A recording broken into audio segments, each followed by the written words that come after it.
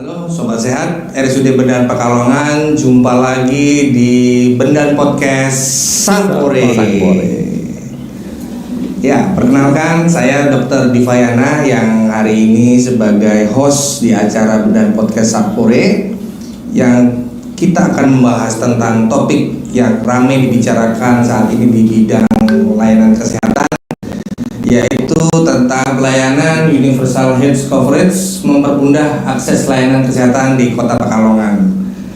Berdasarkan dari refleksi 3 tahun kepemimpinan Bapak Wali Kota Pekalongan, salah satunya yaitu adalah membuat kebijakan tentang memudahkan penjaminan pembiayaan kesehatan melalui program UHC.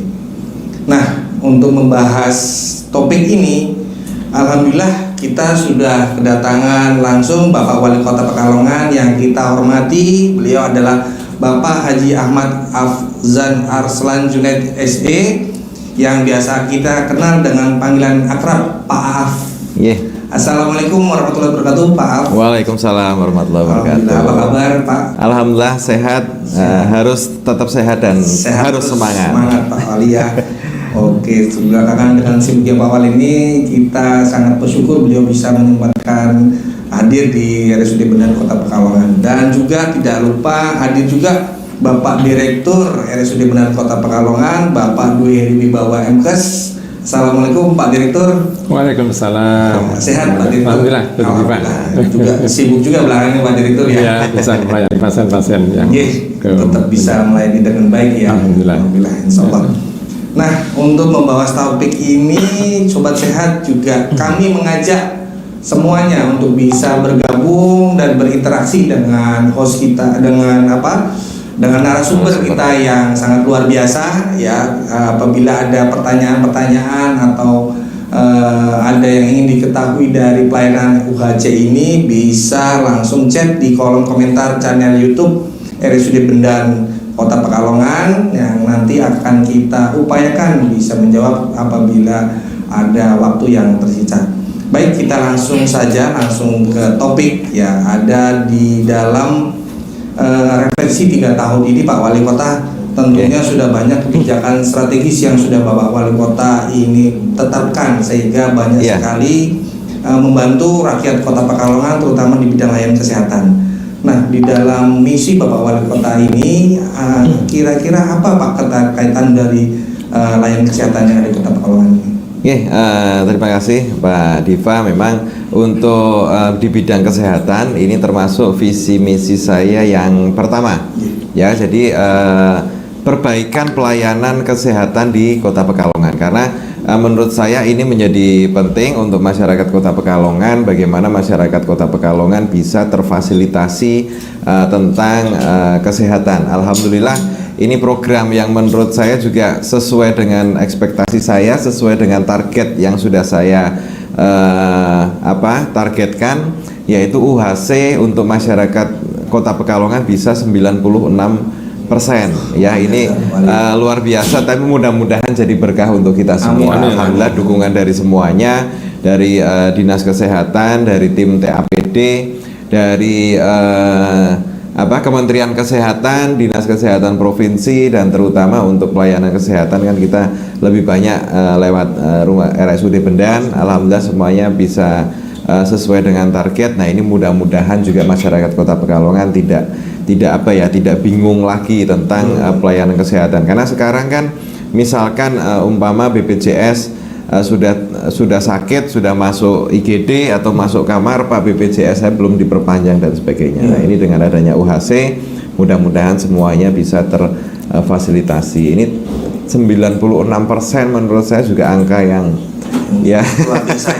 luar biasa lah menurut saya. Bahkan dari kemarin juga masih ada pertanyaan dari warga yang langsung menelpon saya, WA saya, bagaimana ayah saya sakit, apakah bisa ini terlayani di UHC? Saya bisa saja, langsung monggo koordinasi ke rumah sakit setempat. Ya, luar biasa sekali Sobat Sehat. Inilah kebijakan-kebijakan Bapak Wali Kota kita, terutama tentang akses pembiayaan yang sudah cukup dipermudah saat ini. Jadi yang tadinya birokrasinya mungkin panjang Pak Wali, sekarang Dan sudah cukup cepat. di masyarakat kan memang sekarang apa ya, tagline-nya itu adalah sehat itu mahal. Ya, sehat itu mahal. Nah, itu yang penting. Di samping ya kalau untuk sakit dan sebagainya pasti kita daya tahan tubuh kita kan semuanya terbatas dengan aktivitas. Kita maunya sih nggak mau sakit, tapi kalau misalkan sudah sakit itu nggak bisa dihindari. Nah, makanya kita persiapkan masyarakat Kota Pekalongan dengan program UHC ini. Baik. Ya mungkin dulu kita melihat ada warga Kota Pekalongan ke rumah sakit, ke Vaskes itu prosesnya itu panjang ya, birokrasi panjang. Harus melalui pengajuan SKTM, pengajuan ke lurah, ke kecamatan. Ya mungkin saat ini dengan adanya program layanan UHC ini cukup sangat mempermudah ya Pak Wali. Iya, sangat mempermudah. Dan sekarang juga baik aduan yang masuk itu Pak di IGD-nya lama biasanya ya Pak Dokter. IGD-nya lama ya karena itu tadi kita kan semuanya harus dipersiapkan termasuk kamar nanti untuk pasien yang sudah di IGD ini misalkan harus dirujuk rawat inap, kamar itu kan juga harus disiapkan steril mungkin. Jadi nggak bisa begitu pasien keluar ini belum siap langsung kita masuk, nggak bisa. Semuanya tetap kita persiapkan. Jadi memang yang penting terlayani di IGD. Ya kalau untuk kamar itu sabar juga. Kamar kita kan jumlah kamar kita sebetulnya terbatas ya, kamar di RSUD Bendan di kelas-kelas tertentu kan terbatas. Nah itu mungkin butuh kesabaran lah. Dari yang penting semuanya tertangani dengan baik. Betul ya, terima kasih Pak Wali, cukup jelas ya sobat sehat semua. Nah kebetulan juga sebetulnya kan kebijakan dari pemerintah pusat itu sudah juga menargetkan Kota Pekalongan pada saat itu tahun kira-kira 2019 Pak Wali. Iya 2019-2020. Mungkin ada masalah atau kendala pada saat ya karena kan pada waktu tahun 2019-2020 fokus kita masih kepada penanganan banjir dan rob mungkin. Anggaran masih kita fokuskan di situ. Ya alhamdulillah ini penanganan banjir dan robnya di Kota Pekalongan sudah terkurangi secara signifikan. Kalau perhitungan kita 70% yang tadinya dampak kelurahan yang banjir sekarang sudah tidak, itu sekitar 70% ya. Nah jadi setelah itu sudah kita programkan tahun 2019 tahun 2020 tahun 2021 mulai kita bahas bagaimana UHC ini supaya diangkat 95% ke atas. Alhamdulillah kita bisa 96 dan alhamdulillah juga bisa terrealisasi. Alhamdulillah, luar biasa. Baik, kita juga ingin melihat bagaimana Bapak Direktur pelayanan UHC sendiri di rumah sakit ini pada saat sebelum dan sesudah adanya program dari Bapak Wali Kota ini, pelayanan UHC di Pangkal Pinang bagaimana Pak Direktur? Ya, memang sebelum Kota Pekalongan ditetapkan dengan UHC ini memang merepotkan ya, apalagi warga yang tidak mampu kemudian minta bantuan itu memang harus ada prosedur yang panjang. Dan disampaikan misalnya sudah pasien datang ke IGD perlu dirawat, nah, dia belum punya jaminan, nah, dia harus urus dulu, urus nanti ke kelurahan kita SKTM, kemudian dibawa ke dinas sosial nanti melakukan survei verifikasi ya, apakah ini memang layak diberi bantuan atau tidak.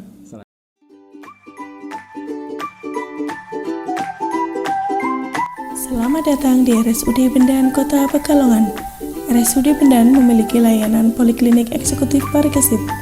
Layanan poliklinik eksekutif meliputi medical check-up, poli eksekutif spesialis, operasi one day care, pelayanan rawat inap VVIP, home care, dan pelayanan tes COVID-19.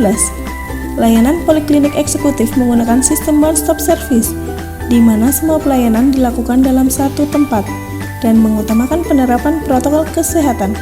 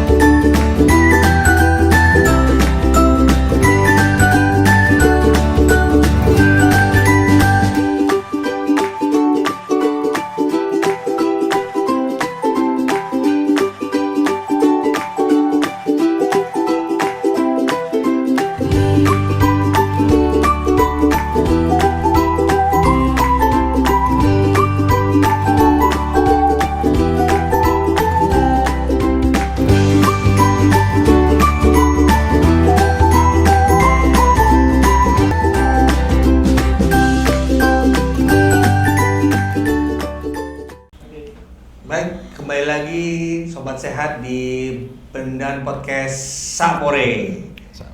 Ya, kita melanjutkan tadi sharing tentang UHC ya Pak Wali. Untuk ke depan mungkin Pak Wali kan pasti punya target untuk capaian UHC di wilayah Kota Pekalongan ini. Kira-kira ada gambaran seperti apa Pak Wali? Ya, kalau untuk target sih, target dari saya terutama kalau melihat realita ya masyarakat kita itu di target 98 itu maksimal ya. Jadi kalau untuk mencapai 100% itu sepertinya karena banyak warga yang mungkin sudah tidak berdomisili di Kota Pekalongan dan sebagainya. Jadi kita memang target itu di angka 98. Bahkan di kota kabupaten yang sudah melakukan UHC pun mereka berat untuk mencapai 100% karena itu tadi ya warga mungkin yang sudah pindah domisili dan sebagainya. Tapi menurut saya di angka sementara di angka aman 96% saja sudah sangat luar biasa. Itu menurut saya sudah bisa terwakili semua lah unsur masyarakat yang masuk UHC. Ya betul Pak. Jadi secara realnya saja sudah masuk 96%. Kalau memang bisa 98 lebih baik. Iya, kita tunggu datanya nanti dari Dinkes dan Dinsos. Ya. Dan tentunya semua program UHC ini pasti ada dukungan anggaran yang dikeluarkan oleh Pak Wali Kota ya. Cukup besar ya Pak Wali ya. Mungkin bisa diberi gambaran sekitar tahun ini atau tahun ke depan atau tahun lalu seperti apa Pak? Karena ini kan sesuatu hal yang perlu diperjuangkan. Karena di pemerintah Kota Pekalongan ini kan memfasilitasi semua unsur ya, dan semua itu menganggap penting seperti di kesehatan, pendidikan, infrastruktur dan sebagainya ya. Belum di olahraga, di kesenian, semua itu merasa penting. Tapi mana yang kita lihat lebih kepada skala prioritas. Memang kita di rapat tim anggaran itu tidak bisa sekali rapat, 2 kali rapat langsung memutuskan, tentunya dengan pertimbangan-pertimbangan, masukan-masukan dari dinas. Ya itu nanti mana yang perlu diprioritaskan. Nah, kalau unsur kesehatan ini karena visi misi saya yang pertama jadi setelah infrastruktur itu sudah banyak yang terfasilitasi, ya kita utamakan ke kesehatan. Oke. Yang mungkin nominal yang tadi cukup besar itu nanti cukup besar, tambahannya saja sekitar hampir 30 ya. Kemarin 25 ya, antara 25 sampai 30 lah untuk yang banyak itu. Besar. Jadi memang tapi semuanya kan kita kembalikan lagi untuk masyarakat Kota Pekalongan. Betul. Itulah penting upaya preventif ya Pak Wali ya. Harus tetap sehat, kuat ya. Jadi UHC ini adalah upaya kuratif dari Bapak Wali Kota kita.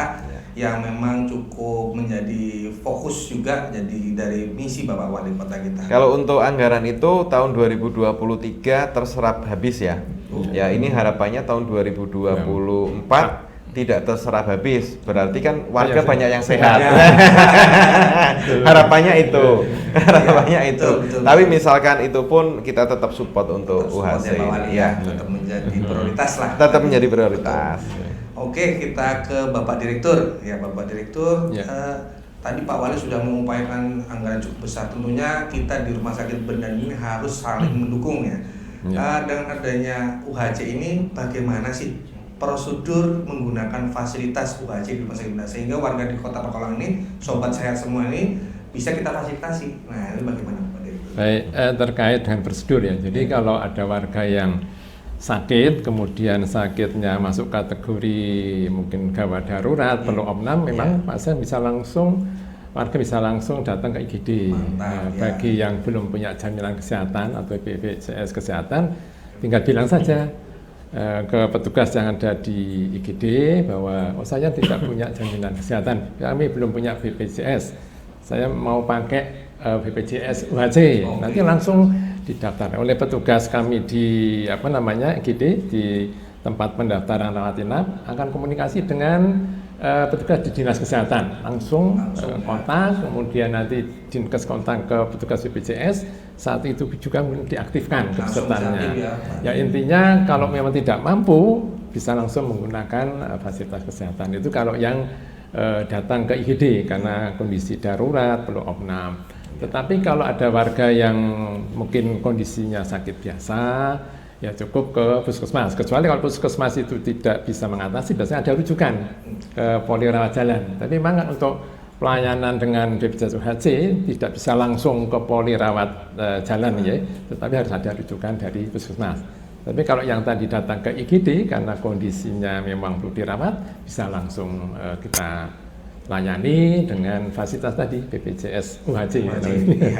Ya, sobat sehat, ini luar biasa suatu terobosan yang sangat mempermudah semua warga Kota Pekalongan yang membutuhkan pelayanan kesehatan, terutama di RSUD Bendan Kota Pekalongan yang sudah menjadi kebijakan dari Bapak Wali Kota. Ya, Bapak Direktur, tentunya kan kalau UHC ini tadi yang dibiayai oleh Bapak Wali Kota atau pemerintah Kota Pekalongan ini kan, apakah ada standar kelas atau bagaimana? Apakah kalau misalnya penuh, apa sih yang harus kita lakukan di sini? Oh iya, memang untuk pelayanan BPJS UHC itu kan standarnya di kelas 3, seperti PPI lah kelas 3, saya kira tidak masalah kelas 3. Nah kalau misalnya kelas 3 kok penuh, kita ada kebijakan, ada fleksibilitas. Kita titipkan dulu di kelas 2. Kelas 2 kok penuh, bisa langsung naik ke kelas 1. Hanya ketika kita akan merawat itu, kita komunikasikan dengan pasien atau keluarga. Bapak, Ibu, nanti kalau yang kelas 3 itu sudah ada tempat tidur kosong, Bapak Ibu mau ya pindah lagi ke sesuai dengan kelasnya, yaitu di kelas 3. Tapi nggak usah khawatir, kelas 3 penuh ya kita titipkan tadi di kelas 2 bisa sampai ke kelas 1. Seperti itu Pak Dokter. Ya, memang berarti tidak ada pasien yang terlantar saat Jangan ini. sampai ada pasien tertolak. Nah, betul sekali. Itu nanti bisa bikin Bapak Wali Kota Dikomplain warga. Komplain 24 jam sobat sehat. Pasti capek sekali ya kalau dikomplain Pak Wali ya. Tapi alhamdulillah kita harus saling bersinergi antara pemerintah dan rumah sakit. Kita tadi kan anaknya Bapak Wali Kota. Ya. Baik sobat sehat, mungkin ada teman-teman sobat sehat yang ingin bertanya melalui chat link YouTube kami, bisa langsung masuk. Dan untuk itu kita sambil menunggu apa pertanyaannya, kita rehat sejenak. Tetap di Bendan Podcast Sapore.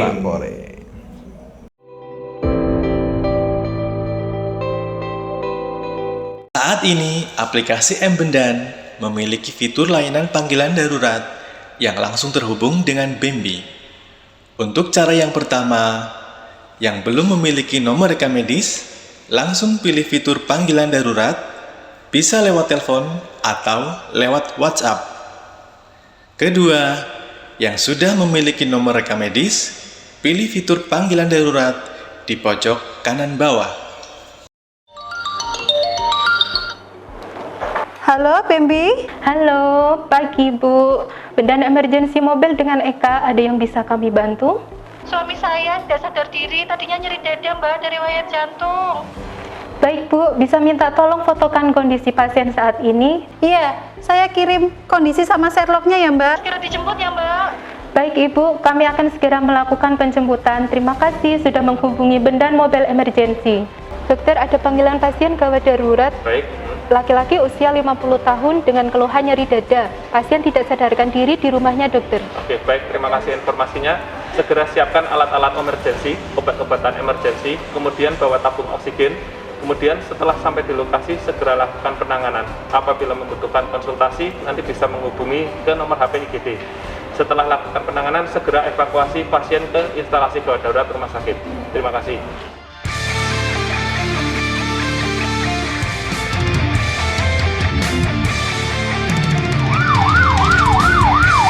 Kita dari Bembi Bu ya. Silakan Mbak.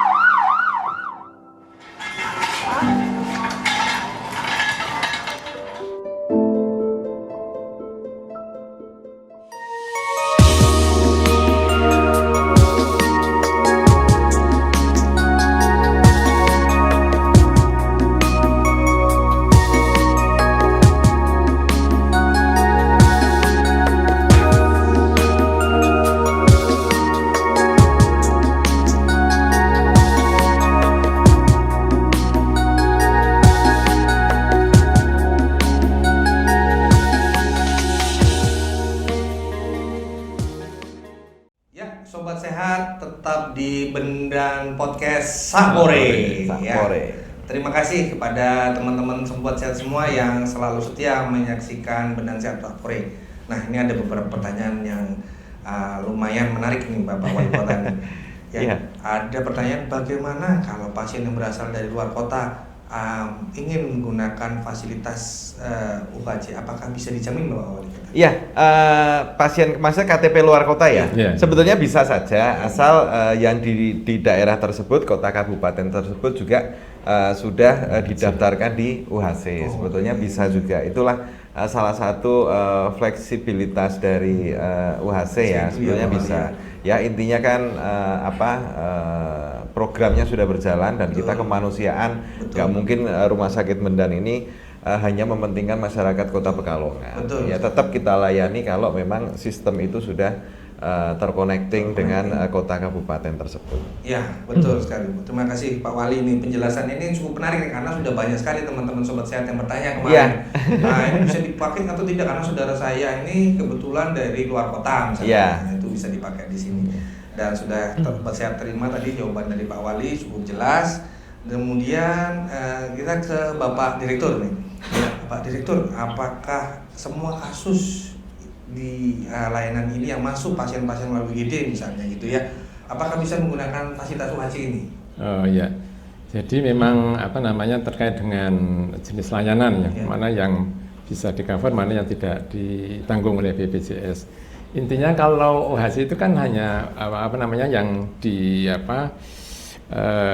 disupport oleh Pemkot itu dalam segi pembiayaan. Tetapi untuk pelayanan kan sama saja, sama dengan peserta BPJS yang lain yang mungkin mandiri atau dengan PPI yang nasional, penerima bantuan iuran dari nasional sama ya.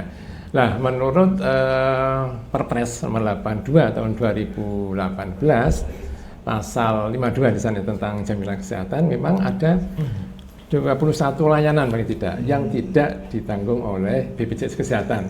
Mau itu BPJS UHC maupun yang lain sama saja. Contohnya misalnya gini, pelayanan yang tidak sesuai prosedur. Misalnya ada pasien, saya punya ini kartu BPJS UHC, langsung datang ke poliklinik tanpa rujukan, itu nggak bisa. Memang harus ada prosedur. Kemudian ada lagi misalnya untuk berobat ke luar negeri, ini juga nggak bisa, nggak ditanggung oleh BPJS. Kemudian misalnya sakit karena minum alkohol, narkoba, itu BPJS tidak nanggung ya, karena tindakan yang tidak baik itu memang nggak ditanggung. Atau mungkin untuk kosmetik, ya, biar glowing itu juga, mohon maaf, ini BPJS juga tidak bisa menanggung. Terus untuk beli susu, beli keperluan bayi itu memang nggak bisa ditanggung. Di sini yang ada jenis layanan yang 21 layanan yang tidak bisa ditanggung. Ada juga untuk misalnya pengobatan infertilitas karena tidak punya anak, kemudian ingin anak, itu program itu juga tidak bisa ditanggung. Ya, jadi memang ada. Tapi kalau secara umum apapun penyakitnya, asal bukan tadi karena menyakiti diri sendiri, bukan karena korban narkoba atau minum alkohol, ini semua di-cover oleh BPJS Kesehatan. Ya, Sobat Sehat, cukup jelas sekali ya apa yang disampaikan oleh kedua narasumber kita ini. Alhamdulillah kita sudah banyak mendapatkan informasi. Karena keterbatasan waktu ya dan kesibukan beliau-beliau ini yang luar biasa, alhamdulillah bisa menyempatkan ini.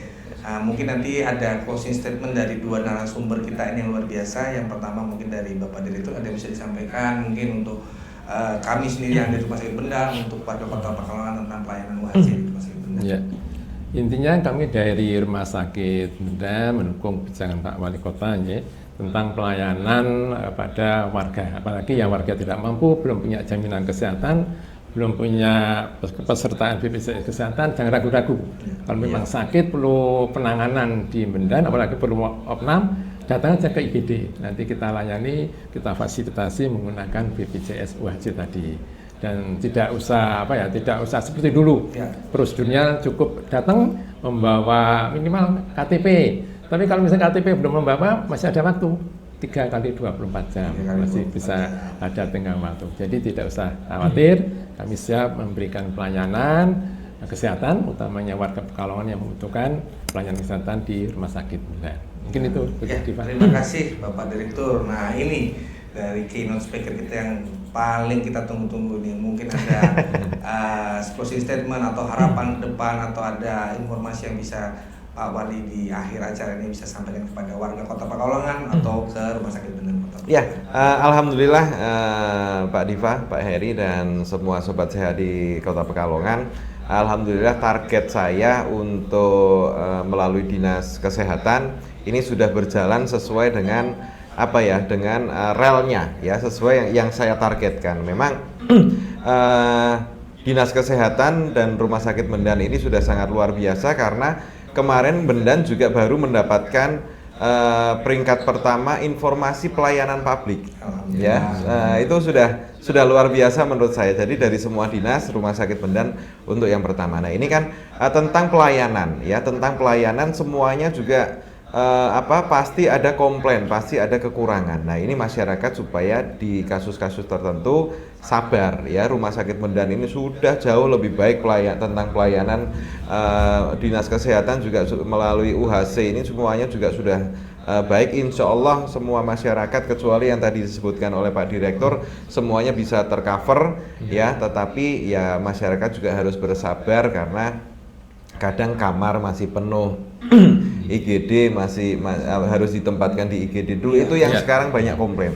Tapi saya salut di Rumah Sakit Bendan tentang pelayanan sudah jauh lebih baik dan sudah mendapatkan penghargaan keterbukaan informasi publik. Jadi semua masyarakat Kota Pekalongan, sobat sehat Kota Pekalongan sudah bisa mengakses melalui website atau linknya Rumah Sakit Bendan, semuanya sudah bisa dilihat di situ. Bendan mendapat RSUD Bendan mendapat ranking pertama penilaian keterbukaan informasi publik di pemerintah Kota Pekalongan. Mudah-mudahanlah semuanya lebih baik. Harapan kita anggaran yang sudah kita tetapkan untuk UHC ini tahun 2024 tidak terserap sepenuhnya seperti tahun 2023 ya. Itu tandanya masyarakat Kota Pekalongan semakin sehat. Amin.